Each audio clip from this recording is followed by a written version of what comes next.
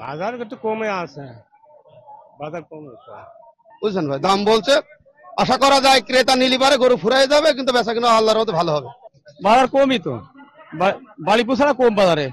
আর যেসব ব্যাপারী আসে যেসব দাম বলে তাতে আমাদের মূল্যায়ন হয় না। তা আমরা যে চাষি, চাষির কোনো মূল্যায়ন নাই, মূল্যায়ন ব্যাপারীর। আমি এই মুহূর্তে উপস্থিত আছি কুষ্টিয়া সদর আলজার যে গরুহাট, সেই গরুহাটে। এবং গরুহাটের যে বর্তমান যে পরিস্থিতি, সেই পরিস্থিতিটা বিশেষ করে যারা ব্যবসায়ী আছে এবং যারা ক্রেতা বিক্রেতা উভয় আছে, তো তাদের সাথে একটু কথা বলবো এবং বর্তমান যে বাজারের যে পরিস্থিতি, সেই পরিস্থিতিটা একটু সরাসরি আপনাদের একটু কথাগুলো এবং তাদের কাছ থেকে একটু জানবো এবং সেই কথাগুলো তুলে ধরার জন্য আমি চেষ্টা করবো। আমি আছি কবিরহাট থেকে। দাম হচ্ছে 70, 75 এরকম হচ্ছে। বাজার একটু কমে আছে, বাজার কমে আছে। হ্যাঁ, পুষিয়ালা না, বাজার একটু কম আছে। এই গরুর বাজার 80 ধর হবে, ওটা 80 ধর হবে। যে ব্যবসায়ী গ্রামের গরু কিনে নিয়ে আসছি 5টা। পরিস্থিতি আল্লাহর রহমতে ভালো আছে, এবং যদি ক্রেতা নেয় তাহলে ভালো হবে ইনশাল্লাহ। বুঝতে পারছেন, এখনো বাজারে পর্যাপ্ত পরিমাণ মাল আছে, দেখা যাচ্ছে। এখন তো লাভছে কবল, ক্রেতা তো লাভছে কবল, সকাল তো টাইম বেশি হয়নি, 12টাও বাজেনি এখনো, এই মাত্র শুরু হচ্ছে, সব কিনা বেচা শুরু হচ্ছে।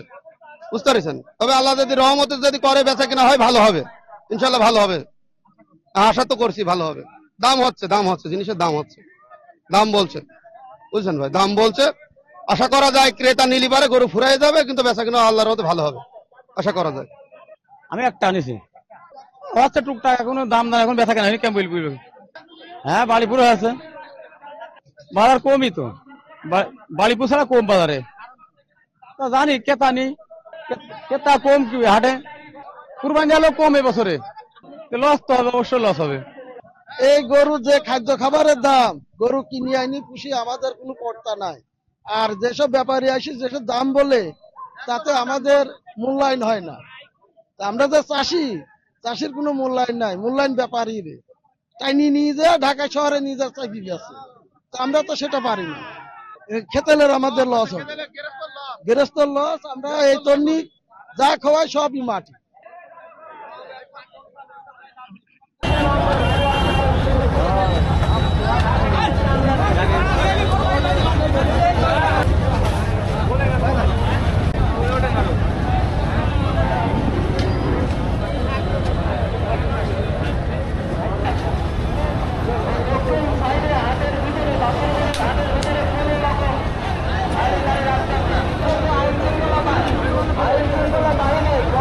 পরিমাণ ঘোরাফেরা করছে।